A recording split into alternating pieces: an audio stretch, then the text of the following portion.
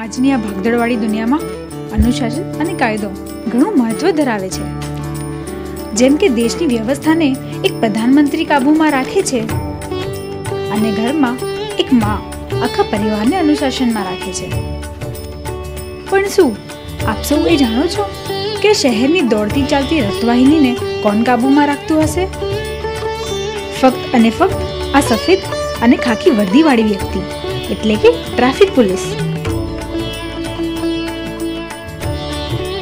પણ શું આ અનુશાસન રાખનાર લોકોનું જીવન સરળ અને મુશ્કેલી રહી છે? તો ચાલો આજે આપણે આ વ્યક્તિના જીવનની થોડી વાતો કરીએ. દરેક વ્યક્તિ પોતાને અને પોતાના શહેરને તેની જાગીર માને છે અને આ પોલીસ કર્મચારીને તેનો ગુલામ. પણ શું આ જ છાપ દરેક વ્યક્તિના મનમાં હોવી જોઈએ? આ એક મનોબળ માનવીને પોતાનું જીવન, પોતાના બાળકો એટલે કે પોતાના પરિવાર સાથે શાંતિથી માણવાનો સમય મળતો હશે?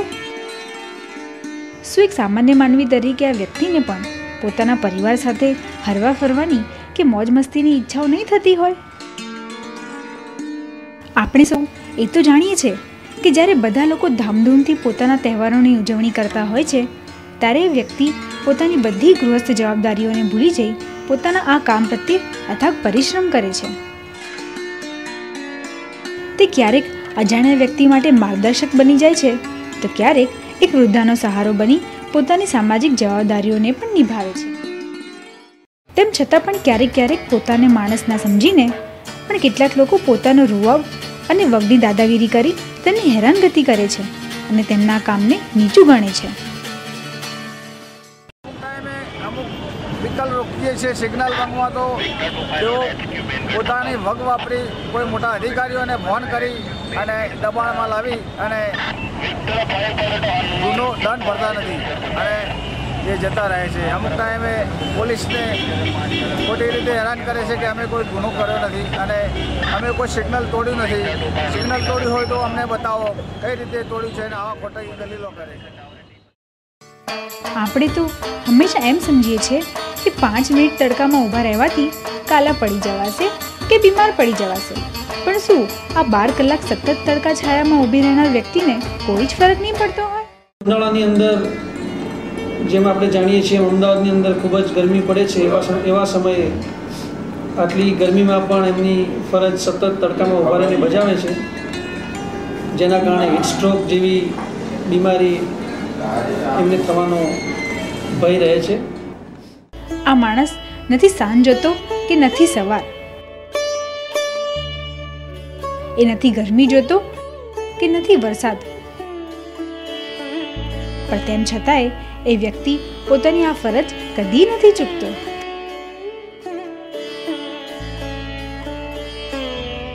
કેટલીક સેવાભાવી સંસ્થાઓ એવી હોય છે કે જે પોતાનો કિંમતી સમય કાઢીને આ ટ્રાફિક પોલીસની મદદ કરે છે.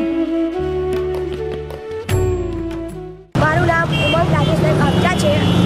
હું ટેનિસ શાળા નંબર 6માં ભણું છું. ધોરણ 7માં ભણું છું. અમે ટ્રાફિક પોલીસ નિયમ સાથે ટ્રાફિક પોલીસ સેવામાં આવ્યા છીએ. હવે દર અઠવાડિયે 2 દિવસમાં આવીએ છીએ.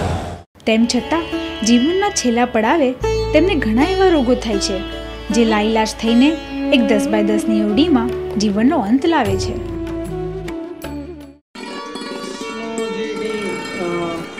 કામ છે એ સતત એમના ડ્યુટી અવર્સ દરમિયાન ઊભા કામ કરવાનું હોય છે, જેના કારણે ભવિષ્યમાં એમને વેરિકોઝ વેઇન્સ નામની એક બીમારી થતી હોય છે, જેમાં જે પગની નસો હોય એ વધારે પડતી ફૂલી જાય અને એના કારણે બધી તકલીફો થતી હોય છે. જે શહેરમાં લોકો નિડરતાથી હરે ફરે છે, જેના લીધે શહેરની વ્યવસ્થા જળવાઈ રહે છે. લોકો અડધી રાત્રે પણ પોતાના શહેરમાં છૂટથી ફરે છે અને પોતાના જીવનને રંગબેરંગી અને શાંતિથી માણી શકે છે. તો શું આપને શાંતિ અપાવનારા મહાન વ્યક્તિને આપ સાથ આપશો?